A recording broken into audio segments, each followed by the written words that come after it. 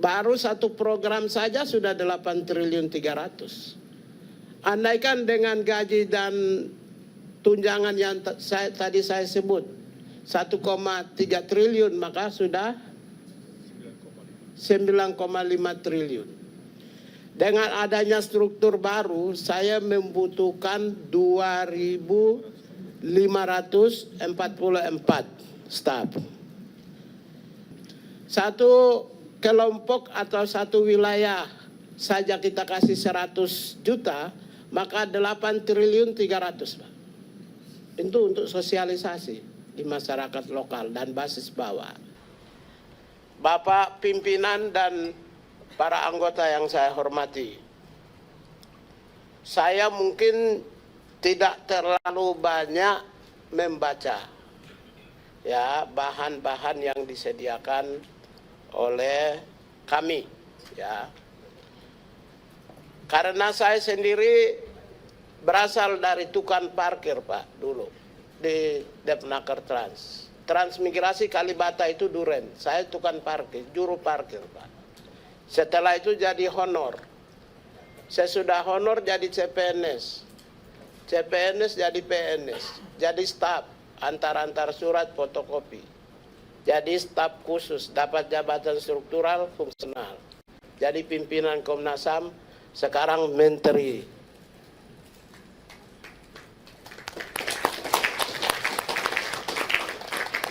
Oleh karena itu penataan organisasi, kelembagaan, saya sudah pasti punya pengalaman. Waktu dari transmigrasi gabungan dengan kependudukan. Transmigrasi gabung dengan Depnaker. Naker Trans.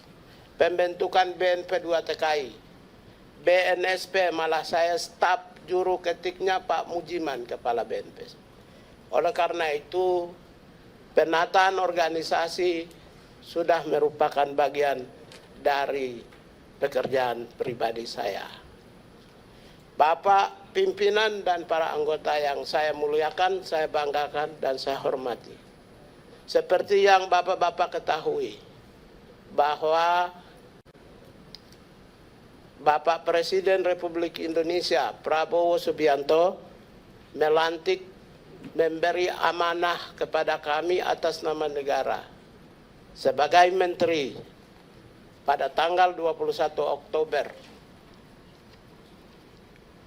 Selain saya juga diberikan amanah kepada Bapak Pak Mugianto sebagai Wakil Menteri Hak Asasi Manusia.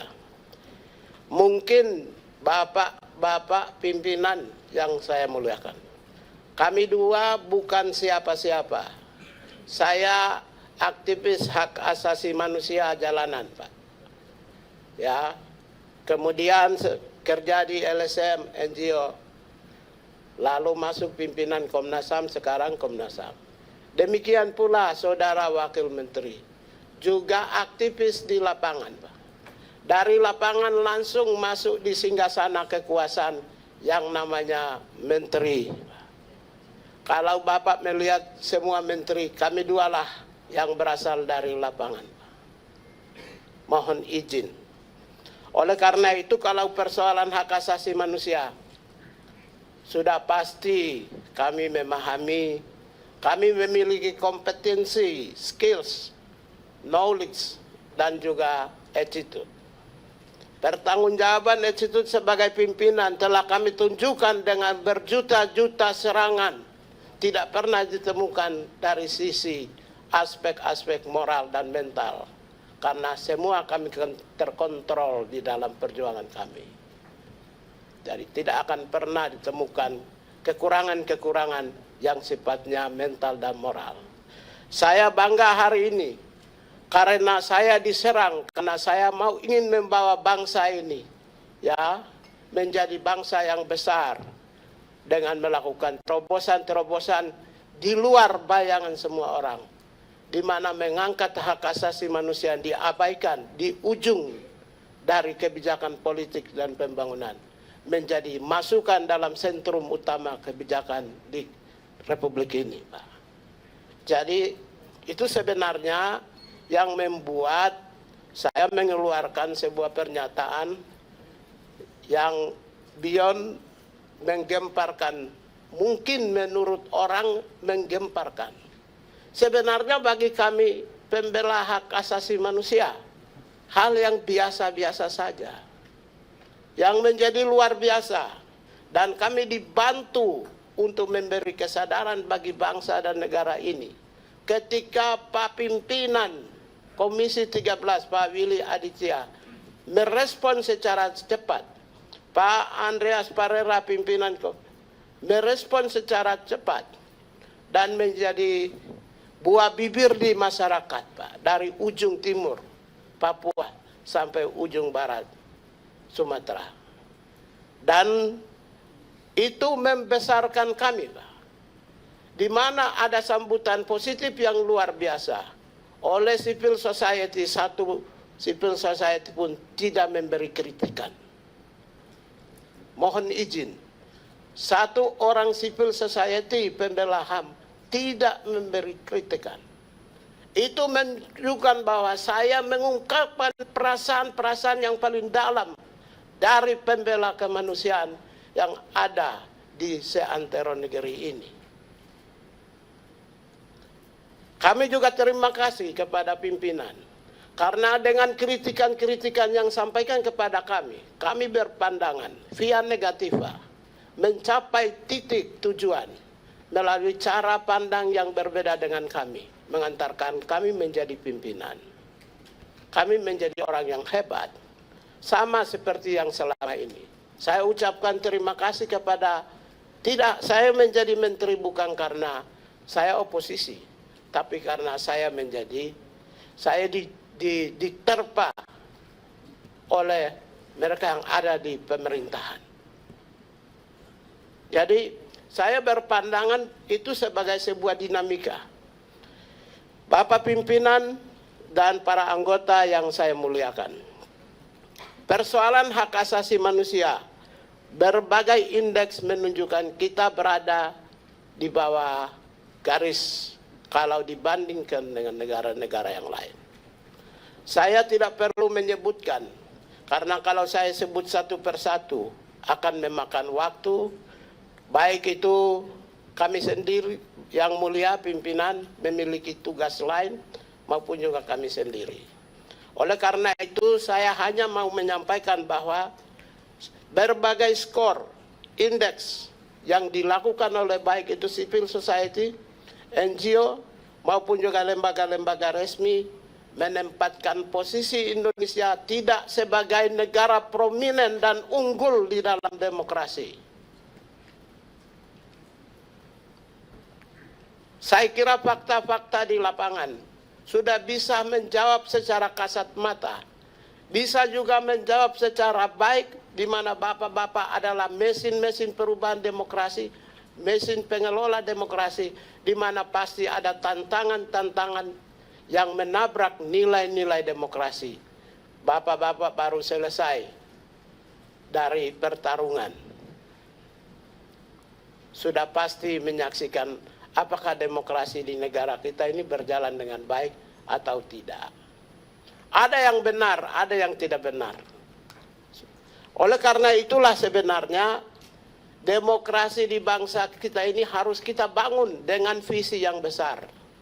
Presiden Republik Indonesia Jenderal TNI Prabowo Subianto telah meletakkan visi demokrasi dan hak asasi manusia khususnya di dalam Asta Cita nomor 1. Nomor 1 menempatkan membangun Indonesia berbasis hak asasi manusia.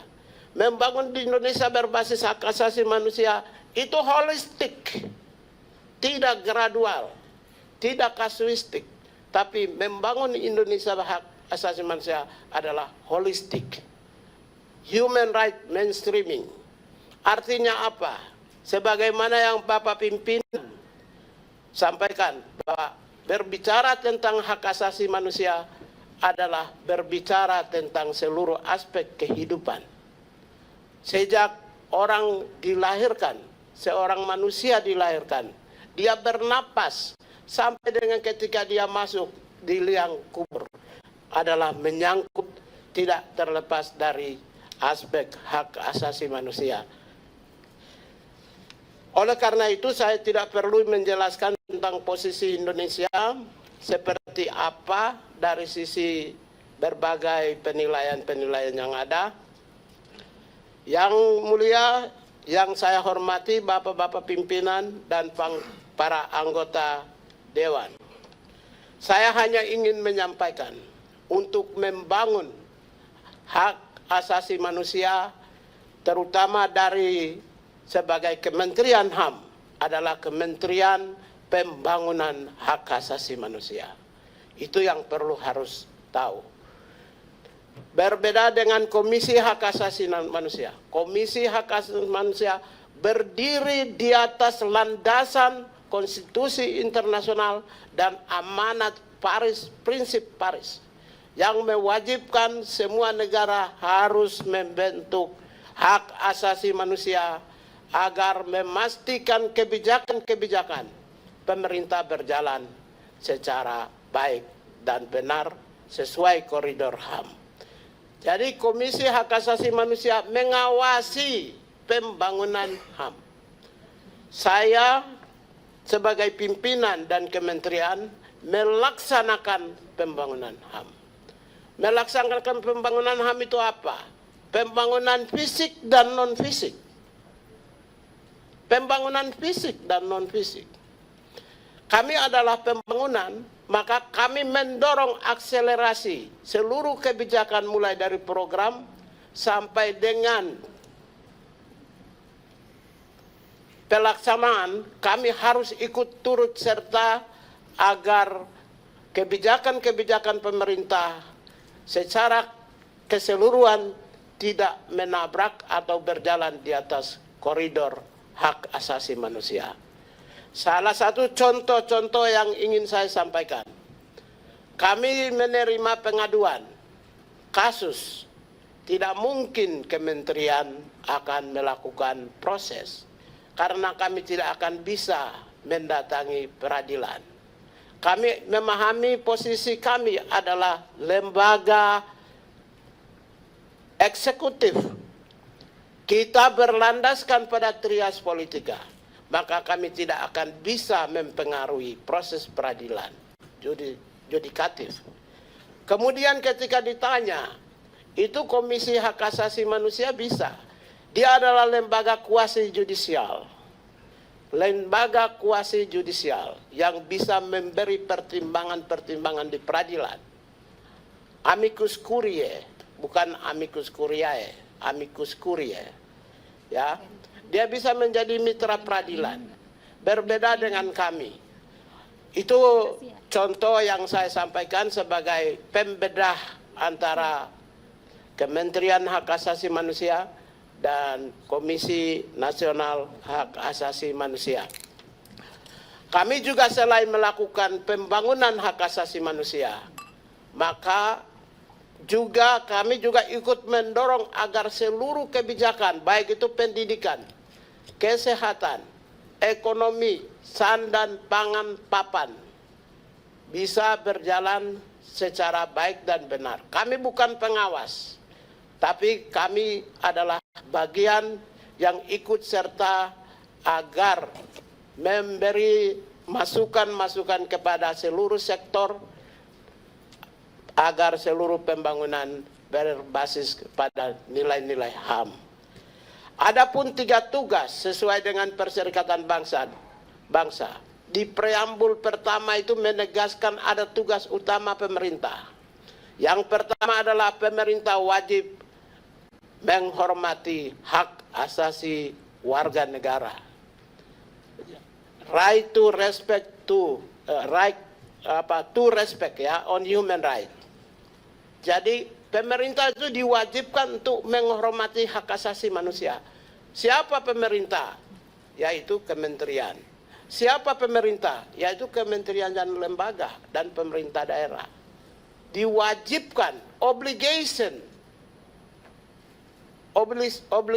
to respect. Jadi kami ini diberi kewajiban, Pak.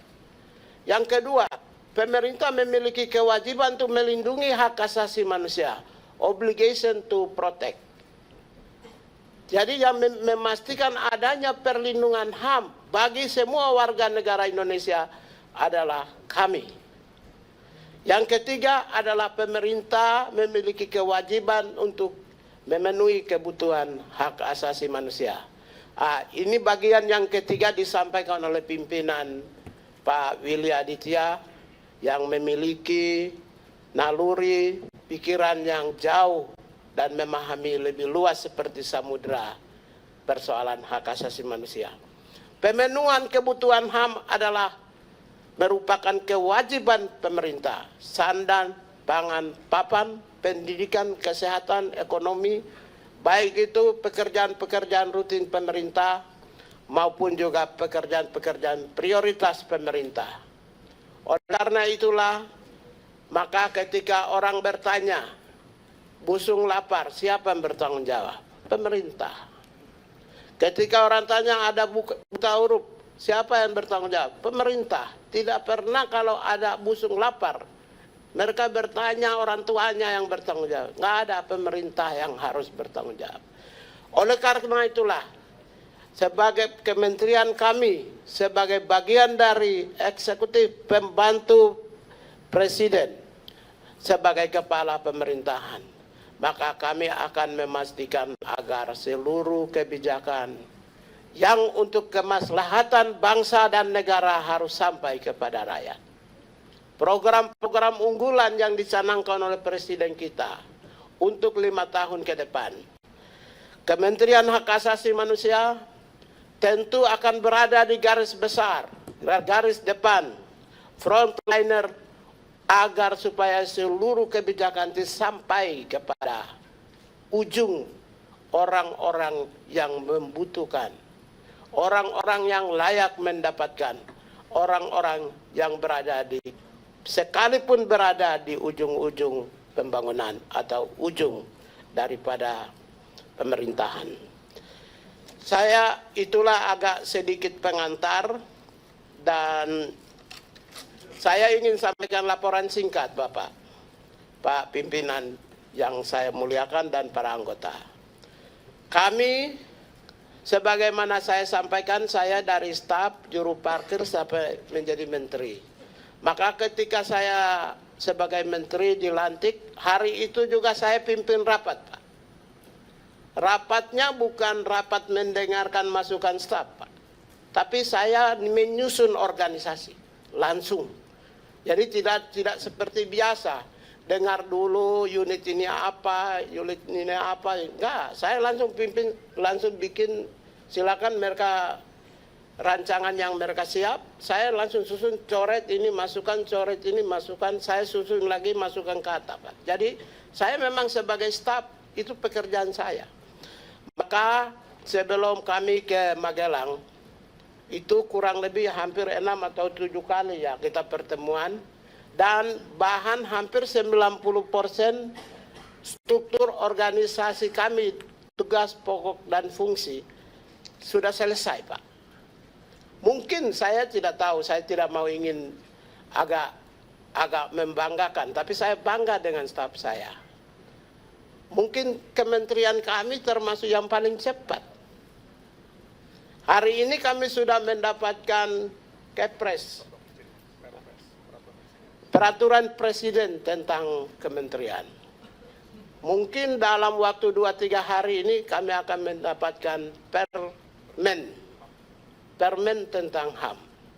Berarti hari Senin atau Selasa saya sudah lantik, Pak, di kementerian baru. Jadi kami laksanakan secepatnya. Orang bertanya, apakah itu bagian dari program 100 hari? Kami tidak punya program 100 hari.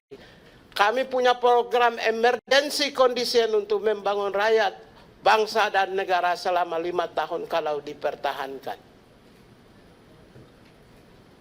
Bapak Ibu sekalian, ini saya sampaikan bahwa kami tidak punya program 100 hari. Andaikan kalau saya menyatakan program 100 hari adalah tata laksana revitalisasi organisasi dan pembangunan organisasi dan pengisian staf.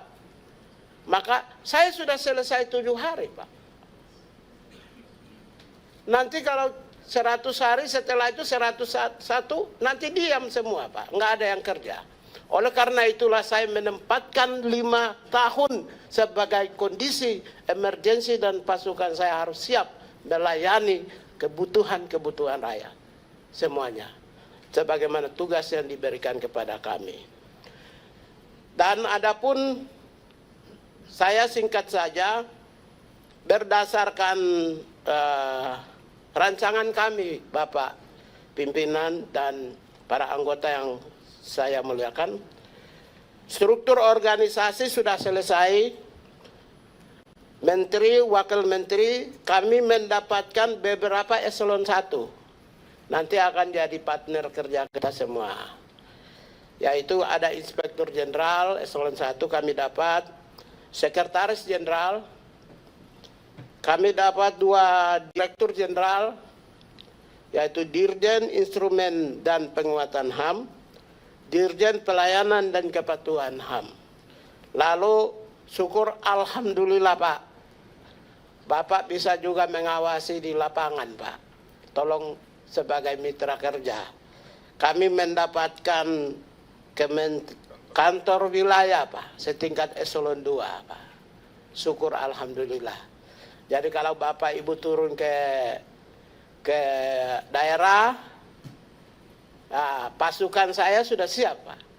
Maksudnya siap melayani sebagai mitra.